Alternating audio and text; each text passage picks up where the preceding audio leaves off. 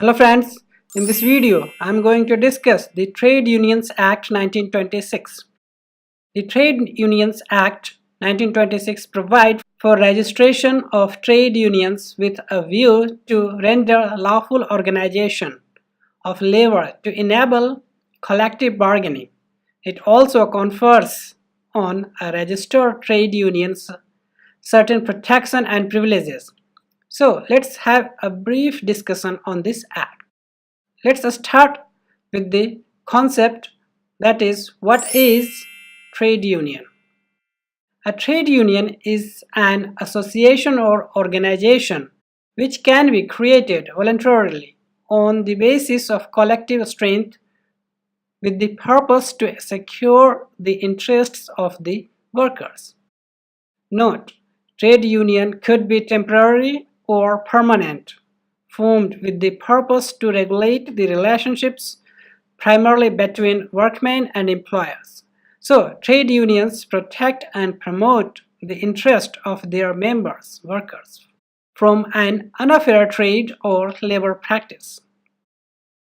The next question is, what is Trade Union Act? Trade Union Act is a regulation that offers the scheme of registration of the trade union.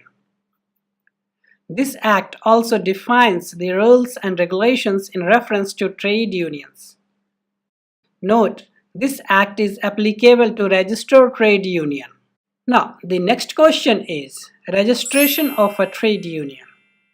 Normally, registration of a trade union is not mandatory, but it is suggestible because a registered trade union enjoys certain rights and privileges according to this act. Next, that is requirements of registration of a trade union. To get registered a trade union, minimum 7 workers of an establishment or 7 employers are required.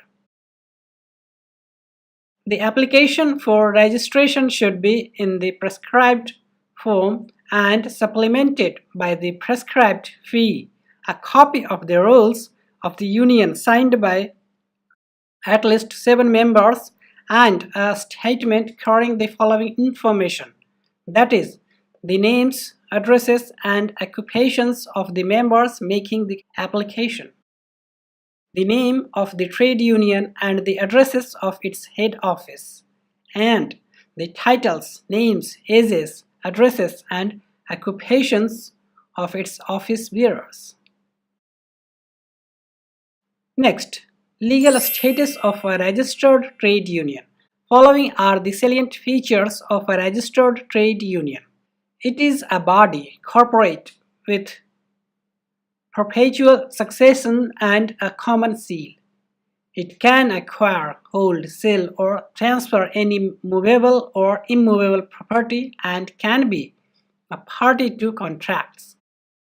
It can sue and be sued in its own name. No civil suit or other legal proceeding can be initiated against a registered trade union in respect of any act done in furtherance of a trade dispute under certain conditions. Last but not the least, that is the provisions of dissolution of a trade union.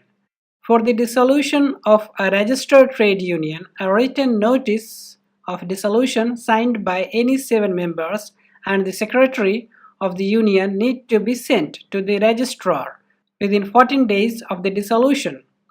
After receiving the written notice, the registrar satisfies, then he shall register the notice and the union shall stand dissolved from the date.